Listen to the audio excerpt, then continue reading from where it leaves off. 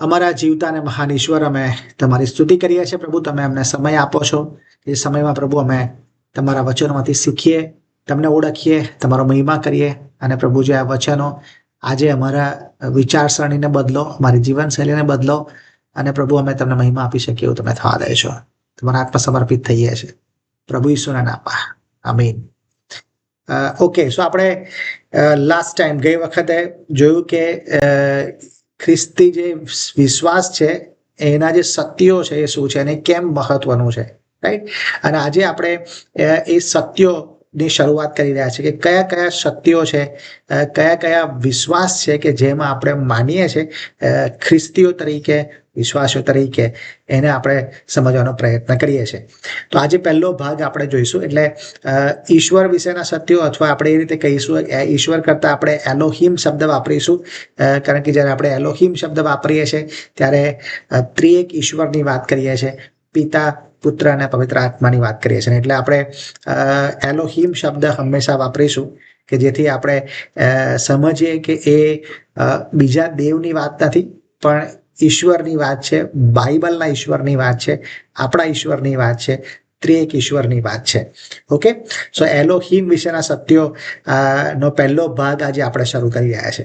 અને પહેલા ભાગની અંદર આપણે એવું જોઈશું કે એમનો જે અસ્તિત્વ છે, તો એ અસ્તિત્વની જે સાબિતી શું અને કેવી રીતે આપણે એમને ઓળખી શકીએ, જાણી શકીએ અને આપણે એમનો સ્વીકાર કરી શકીએ. ઓકે, સો એ ભાગમાં આપણે જોવાના છીએ.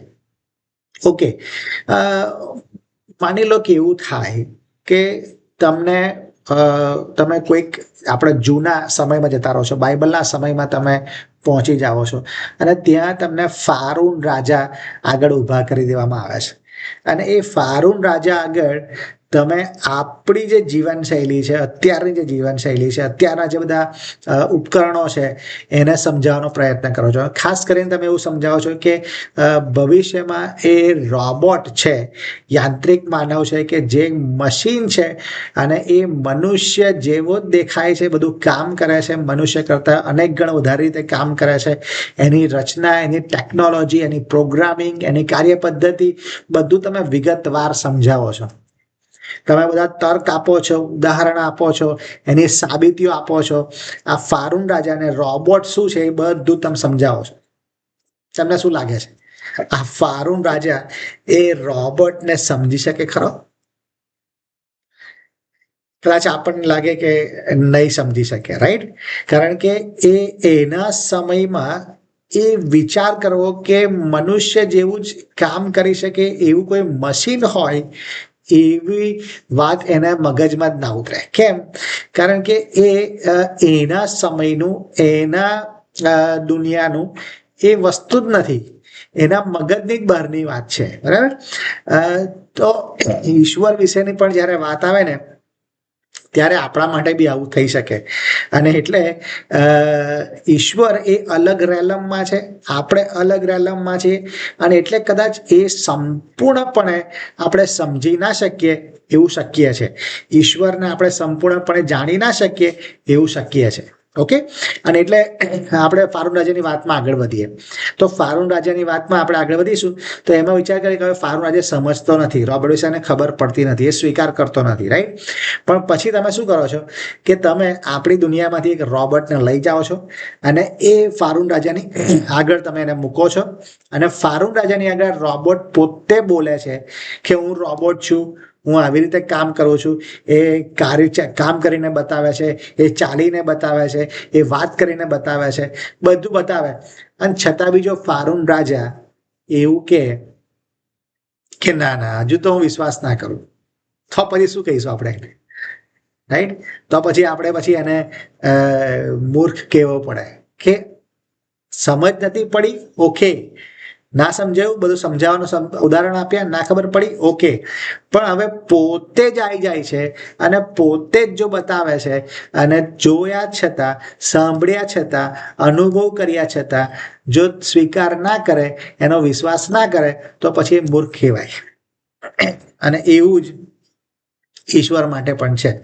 અને એટલે બાઇબલ પણ એવું કહે છે. શું કહે છે બાઇબલ? ગીત શાસ્ત્ર 14:1 એવું લખ્યું છે. ગીત શાસ્ત્ર 14:1 લખ્યું છે, મૂર્ખે પોતાના મનમાં માન્યું છે કે ઈશ્વર છે જ નહીં.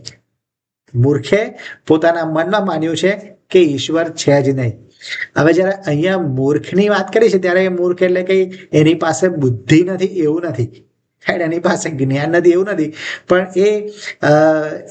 એના હૃદયના નકારની વાત છે. બરાબર, ઈશ્વરનો નકાર કરવાની વાત છે, અને એટલે ત્યાં એને મૂર્ખ કહેવામાં આવે છે. રાઈટ.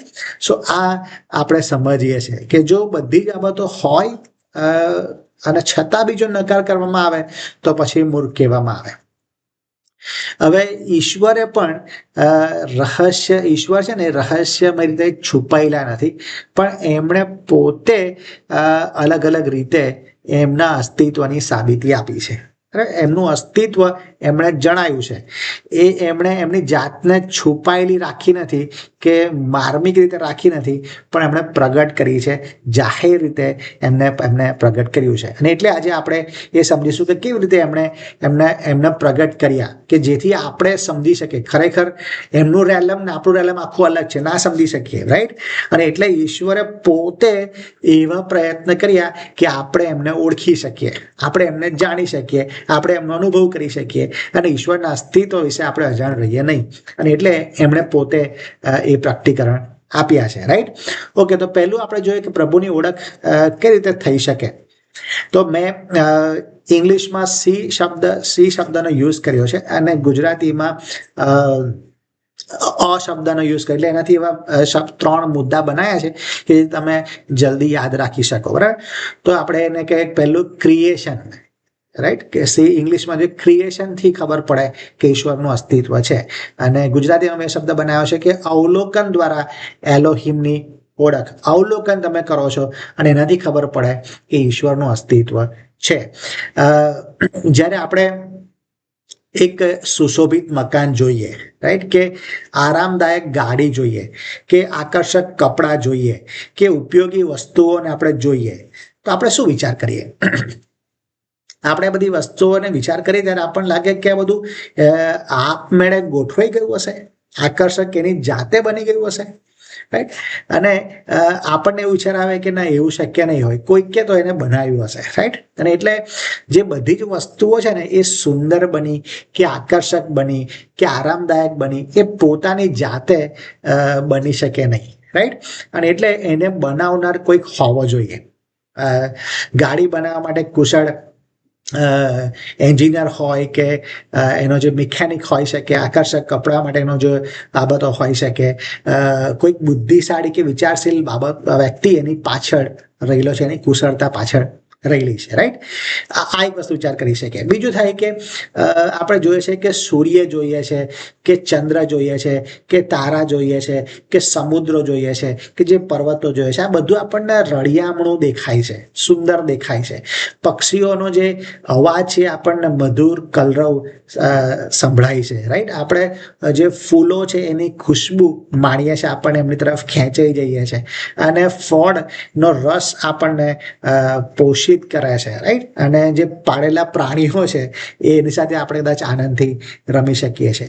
અને આ બધું જ્યારે જોઈએ છે ત્યારે આપણને વિચાર થાય કે આ બધું રળિયામણું છે, કે સૌંદર્ય છે, કે પ્રફુલ્લિત કરનાર સુવાસ છે, કે પોષણ આપનાર ફળ વૃક્ષ છે, કે કોમળ પ્રાણીઓની પાછળ પણ કોઈ જ્ઞાની અને વિચારશીલ વ્યક્તિ હોવા જોઈએ. રાઈટ. કે જેથી અમે ચોક્કસ હેતુ માટે એની રચના કરી, ચોક્કસ હેતુ માટે રચના કરીને. એટલે આ છે ને, આ વ્યક્તિ એ કોણ છે? તો એ એલોહિમ છે, કે જેમણે એમના આખા સામર્થ્યથી, એમના શબ્દથી આખી સૃષ્ટિની રચના કરી, એનું સંચાલન કર્યું. રાઈટ. એટલે બાઇબલ આપણને આવું કહે છે, પણ વિજ્ઞાન એવું નથી વિચારતું. વિજ્ઞાન એવું કહે છે કે આ જે બધું ક્રિએશન થયું એ તો એક બિગ બેંગ થિયરી, એવું એને કહે છે વિજ્ઞાન. બરાબર. અને બિગ બેંગ થિયરી એટલે શું?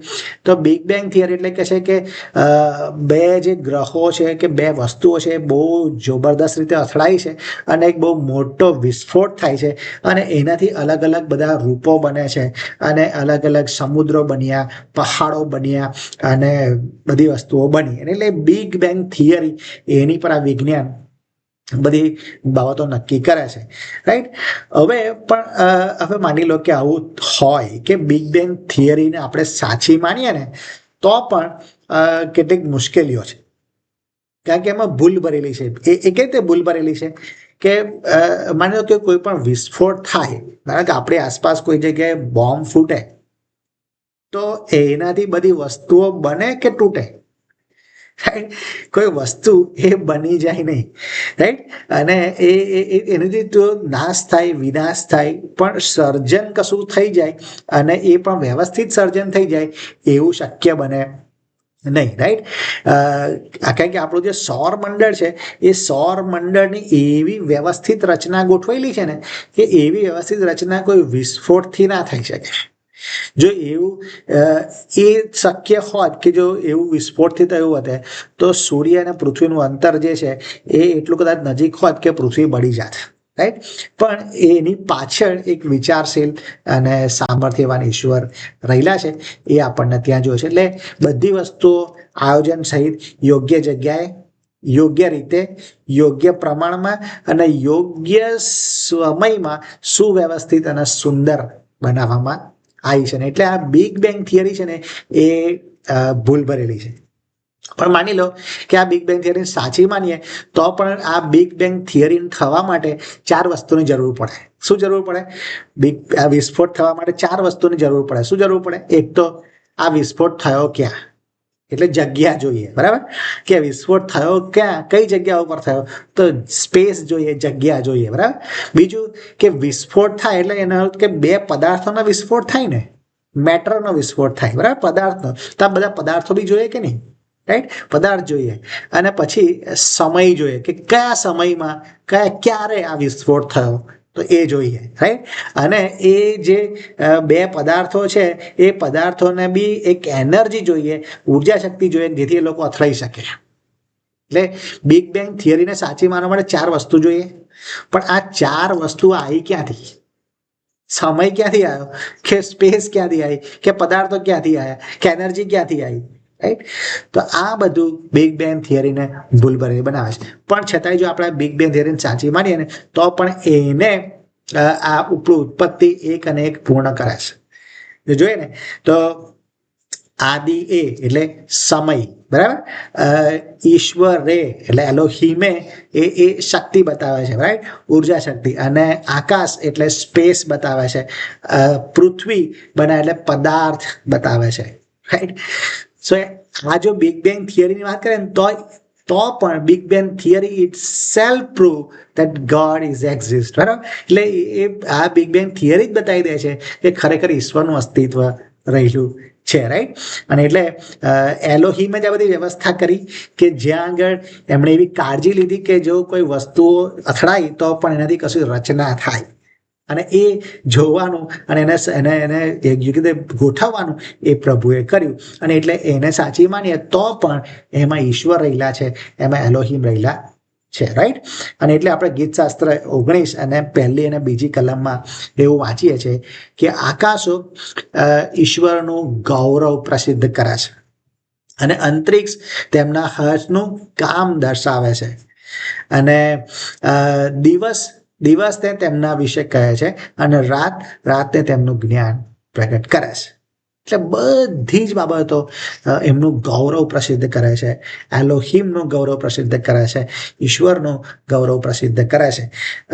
રોમન 1લો અધ્યાય 19-23 કલમોમાં પણ આ જ વસ્તુ લખવામાં આવી છે. અને ત્યાં આગળ પાઉલ પણ એ જ કહે છે કે પ્રભુએ આ બધા ક્રિએશનમાં એમના અસ્તિત્વને પ્રસિદ્ધ કર્યું છે, એમના અસ્તિત્વને એમણે સાબિત કર્યું છે, બરાબર. અને એટલે ત્યાં પણ પાઉલ એ જ વાત કરે છે કે જો આટલા બધા દેખાવ બતાવે, ઈશ્વરે બતાવ્યું છે અને છતાંય જો વિશ્વાસ ના કરવામાં આવે તો પછી એ મૂર્ખ કહેવાય, રાઈટ. અને એટલે ત્યાં આગળ એ પણ લખવામાં આવ્યું છે. એટલે પહેલું જે આપણે જોઈએ છે એ અવલોકન દ્વારા આપણી આસપાસ જોઈએ ને એમાંથી જ આપણને ખબર પડે છે કે ઈશ્વરનું અસ્તિત્વ છે, એલોહીમનું અસ્તિત્વ છે.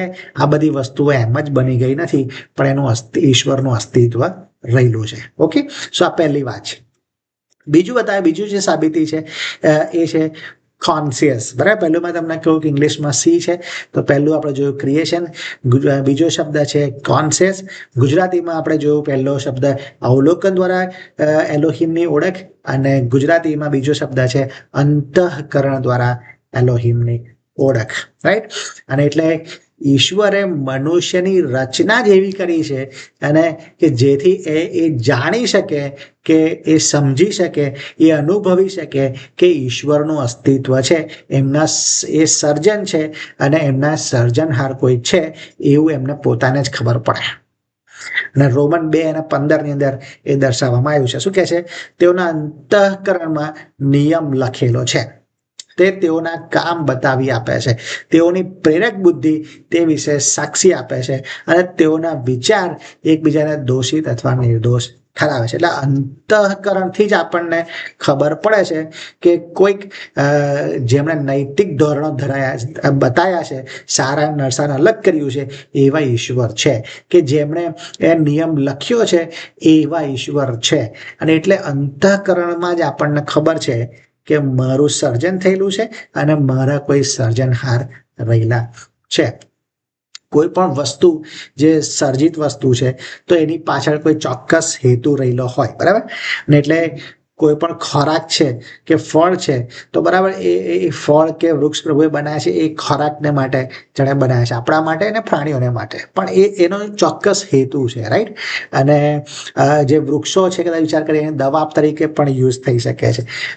જે આમાં ઓક્સિજન પ્રભુએ બનાવ્યો છે જેથી આપણે જીવતા રહી શકીએ. એટલે કોઈક ને કોઈક બાબતોનો હેતુ ત્યાં આગળ પ્રભુએ રહેલો છે. આ જે પ્રેરક બુદ્ધિ છે કે અંતઃકરણ છે, એ આપણને એ મૂલ્યો શીખવે છે અને બતાવે છે કે આપણને આપણી રચના થયેલી છે ને આપણો ચોક્કસ હેતુ રહેલો છે. અને એટલે જે ઉત્પત્તિનું આપણે વાંચ્યું અને એમાંથી આપણને પહેલી કલમથી જ ખબર પડે છે કે કોઈક સૃષ્ટિની રચના છે, રચના કરનાર કોઈ છે, અને જ્ઞાની વ્યક્તિ છે કે જેમણે બધી વસ્તુઓ વ્યવસ્થિત રીતે ગોઠવી છે, બરાબર. હવે એમાંથી આપણે બીજું સમજીએ કે કેવું વ્યવસ્થિત પ્રભુએ ગોઠવ્યું છે, બરાબર. આપણું અંતઃકરણ બતાવશે કે આ બધું ગોઠવ્યું છે કેવી રીતે. જો, અને બાઇબલ આપણને બતાવે છે. તો ઉત્પત્તિ પહેલો અધ્યાય અને 1 થી 10 કલમમાં આપણે જોઈએ છે કે પ્રભુએ 3 બાબતોને વ્યવસ્થિત કરી એમને ગોઠવ્યું, બરાબર. વ્યવસ્થિત કરી એનો મતલબ કે એને ગોઠવ્યું છે, એને ગોઠવણ પ્રભુએ કરી છે. ઓકે, આકાશ, પાણી અને કોરી ભૂમિ, બરાબર. એટલે કે અંતરિક્ષ, સમુદ્રો અને પૃથ્વી, આની ગોઠવણી પ્રભુએ કરી. ઉત્પત્તિ પહેલો અધ્યાય 1 થી 10 કલમમાં આપણે જોઈશું, રાઈટ. પણ પછી જે છે ને 11મી કલમથી 24મી કલમ સુધી, એમાં પ્રભુએ આ બધી વસ્તુઓ ખાલી છે. હવે ગોઠવી તો ખરી પ્રભુએ, પણ એ ખાલી છે એમથી, બરાબર. અને એટલે એમાં પ્રભુએ બધું ભરપૂર કર્યું. તો અંતરિક્ષ જે છે એમાં શું ભર્યું પ્રભુએ? ગ્રહો, તારાઓ, સૂર્ય, ચંદ્ર, પક્ષીઓ, આ બધાથી અંતરિક્ષના પ્રભુએ ભરી દીધું, રાઈટ. કારણ કે પ્રભુને ખાલી વસ્તુ નહીં હોય, એમને પ્રભુ ભરેલું જોયા છે, રાઈટ. અને એટલે એમને ભરી દીધું. પછી આપણે જોઈએ સમુદ્રો, જે પાણી છે, એને પ્રભુએ માછલીઓ અને જીવ જંતુઓથી ભરી દીધું. પછી આપણે જોઈએ પૃથ્વી, એટલે કે કોરી ભૂમિ, અને એમાં પ્રભુએ પ્રાણીઓ, ફળ ફૂલ, વૃક્ષો, શાકભાજી, મનુષ્યો, આ પ્રભુએ બનાવ્યા અને પૃથ્વીને ભરપૂર કરી. જોયું? અને એટલે આ બતાવે છે, આ આપણું ક્યાંથી શોધી કાઢ્યું? આપણે, કારણ કે આપણને અંતઃકરણથી ખબર છે કે આ બધું એમ જ થઈ શકે નહીં. પ્રભુએ ગોઠવ્યું છે, પ્રભુએ ભર્યું છે, અને એ ભરપૂર કરવાનું કામ એ જ્ઞાની વ્યક્તિનું છે, અને એ એલોહિમ છે, રાઈટ. કે જેમણે આ બધી બાબતોની રચના કરી છે. એટલે આપણું કોન્શિયસ, આપણું અંતઃકરણ જ એવું કહે છે કે ઈશ્વરનું અસ્તિત્વ છે, એલોહિમનું અસ્તિત્વ રહેલું છે. આપણે જોવાથી બી આપણને ખબર પડે, આપણે અનુભવવાથી પણ આપણને ખબર પડે કે ઈશ્વરનું અસ્તિત્વ રહેલું છે. ત્રીજું જોઈએ, અને એ છે ગુજરાતીમાં બે શબ્દ વાપર્યો છે, અલૌકિક પ્રકટીકરણ દ્વારા એલોહિમની ઓળખ. અને ઇંગ્લિશમાં મેં કમ્યુનિકેશન શબ્દ વાપર્યો છે. એને હું તમને સમજાવું છું પાછળથી કેવી રીતે કમ્યુનિકેશનની વાત છે. પણ અલૌકિક પ્રકટીકરણ દ્વારા પ્રભુએ એમનું ઓળખ આપી છે. એમનું પ્રકટીકરણ આપ્યું છે.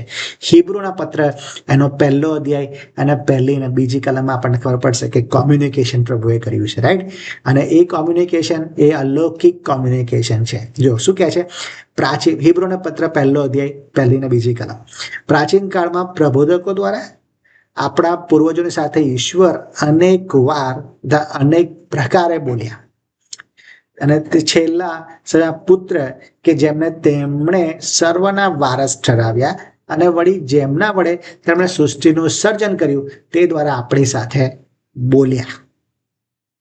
એટલે ઈશ્વરે પ્રાચીન કાળથી એમનું પ્રકટીકરણ આપ્યું છે પ્રબોધકો દ્વારા, રાઈટ.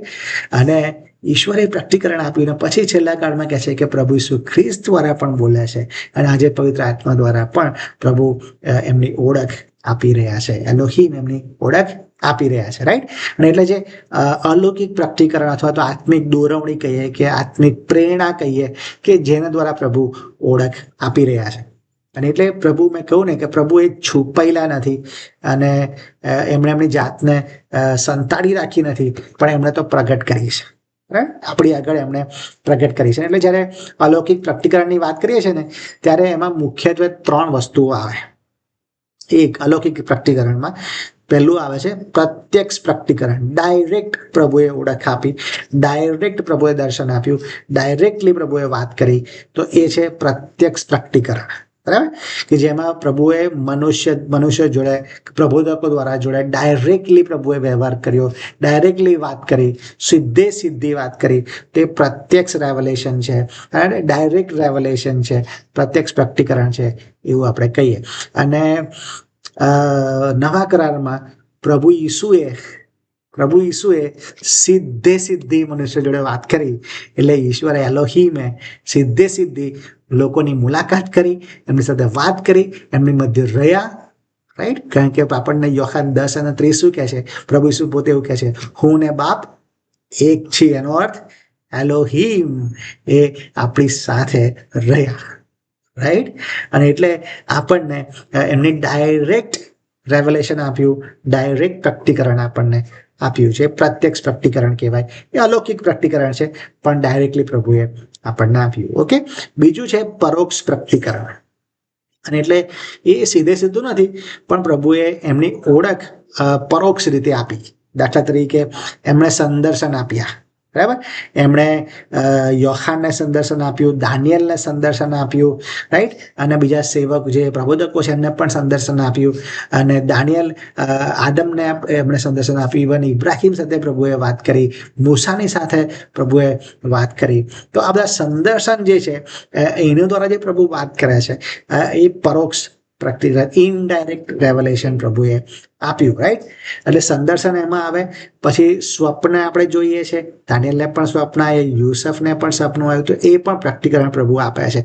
ઇવન બાઇબલમાં પ્રભુના જે નામો બતાવ્યા છે, રાઈટ, યહોવા ઈરે, રાઈટ, કે યહોવા સામા, રાઈટ, કે યહોવા નિસ્સી, કે યહોવા રાફા. તો આ બધા છે ને એ ઇનડાયરેક્ટલી એમનું પ્રકટીકરણ આપે છે કે યહોવા એ સાજાપણું આપનાર છે, કે વિજય આપનાર છે, કે સાથે રહેનાર છે, કે શાંતિ આપનાર છે, રાઈટ. આ બધું એમના ઇનડાયરેક્ટ રેવલેશન આપણે જોઈએ છે.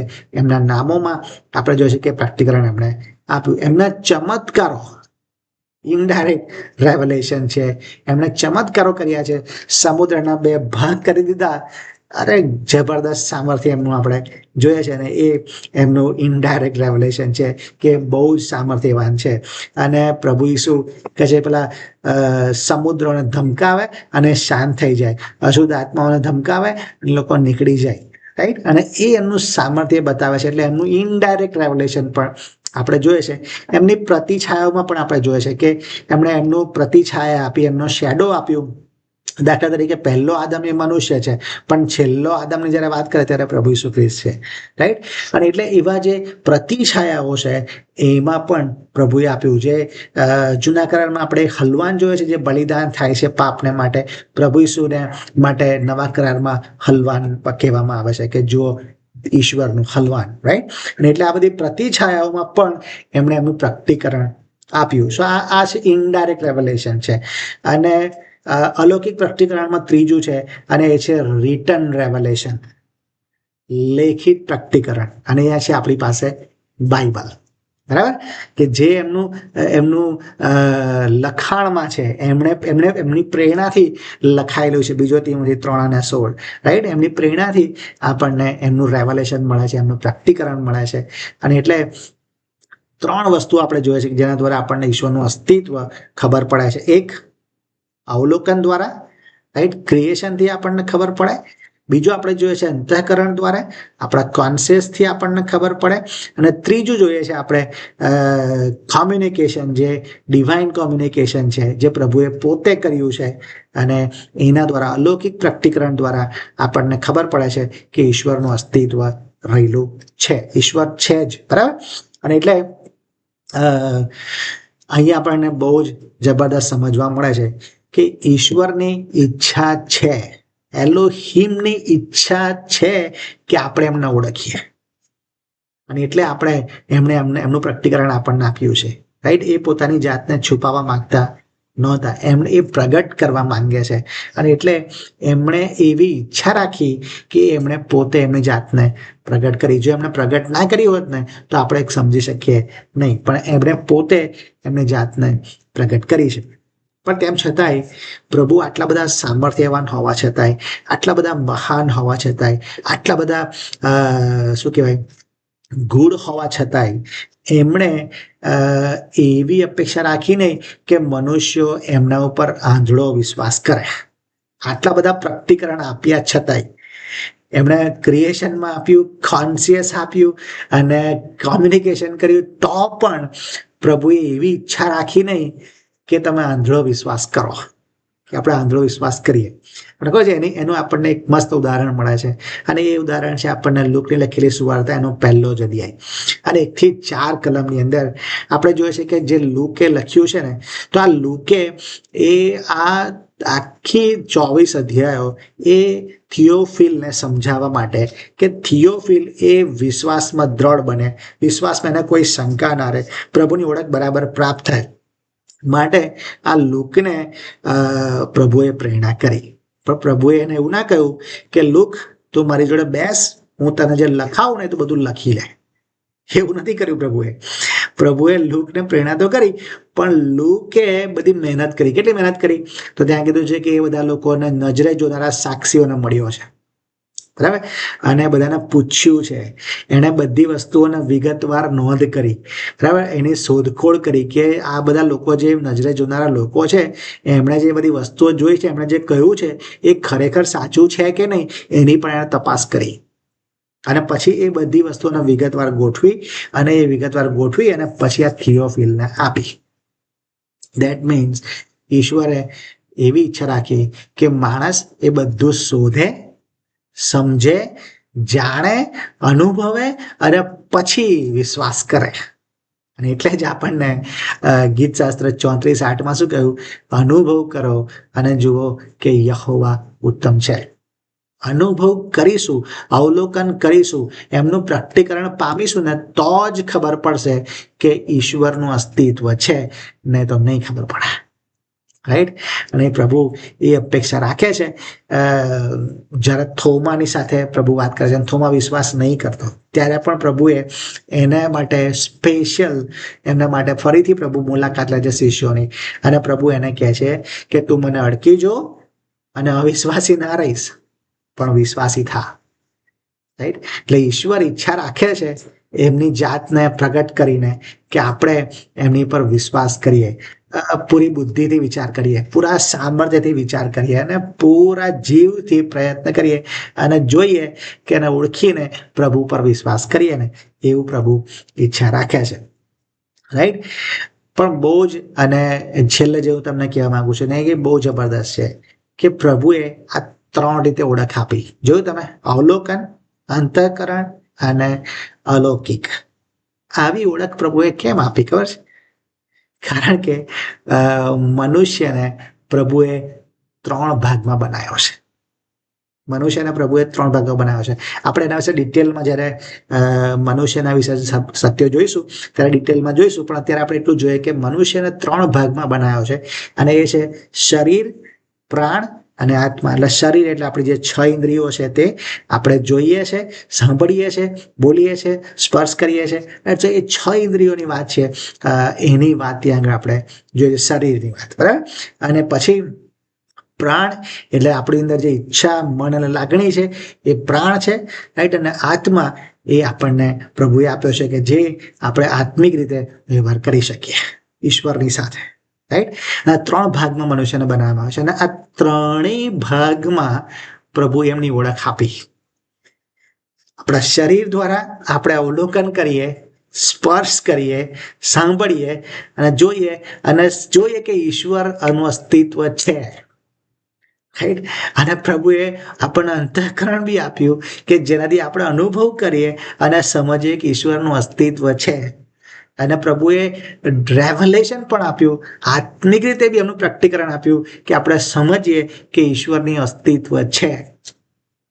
અને એટલે તમને ખબર છે, કોઈ માણસ ન્યાય કાળે અંતના દિવસમાં એવું નહીં કહી શકે કે પ્રભુ મને તો તમારી ઓળખ જ નહોતી, મને તો ખબર જ નહોતી. એ ચાહે ખ્રિસ્તી હોય કે ના હોય, કોઈ માણસ એવું નહીં કહી શકે કે પ્રભુ મને તમારી ઓળખ નહોતી. કારણ કે પ્રભુએ એમના ક્રિએશનમાં બતાવ્યું છે, શરીરમાં બતાવ્યું, આપણા પ્રાણમાં બતાવ્યું, અને આત્મા દ્વારા પણ પ્રભુએ બતાવ્યું કે એમનું અસ્તિત્વ રહેલું છે. પણ રોમન 1:21 કહે છે, શું કહે છે કે ઈશ્વરે તો પોતાની જાત છુપાયા નથી, એમણે તો જાહેર કર્યા છે, પણ મનુષ્યોએ એમની આંખો અને હૃદયો બંધ કરી દીધા છે. અને એટલે એમને દેખાતું નથી કે ઈશ્વરનું અસ્તિત્વ છે. એ સમજતા નથી, ઈશ્વરના અસ્તિત્વને સ્વીકારતા નથી. ઈશ્વરનું અસ્તિત્વ તો છે જ. અને એટલે બાઇબલ એ કદી પણ ઈશ્વરના અસ્તિત્વને સાબિત કરવા માટે લખવામાં નહીં આવ્યું, પણ ઈશ્વરનું અસ્તિત્વ છે જ, છે જ. ઈશ્વરનું અસ્તિત્વ છે અને કોણ છે એ બતાવવા માટે, એ પ્રશ્નનો જવાબ આપવા માટે બાઇબલ આપણને આ ઉત્તેજન આપે છે, રાઈટ. બાઇબલ આપણને જવાબ આપે છે કે ઈશ્વર કોણ છે. ઓકે. અને એટલે ઈશ્વરના અસ્તિત્વને સાબિત કરવાની એકચ્યુઅલી બાઇબલને જરૂર નથી, આપણે તો એમને સ્વીકારવાની જરૂર છે, રાઈટ. અને એટલે આપણે એમને માનીએ ને, એમના પર વિશ્વાસ કરીએ, એમના અસ્તિત્વનો સ્વીકાર કરીએ, તો એ ફક્ત માનસિક સંમતિ નથી કે હું મગજથી વિચારું, બુદ્ધિથી વિચારું ને એમનો વિશ્વાસ કરું, એવું નથી. પણ આપણા જીવન બદલવાનો જે નિર્ણય છે એ કહેવાય કે આપણે ઈશ્વર પર વિશ્વાસ કરીએ છીએ, રાઈટ.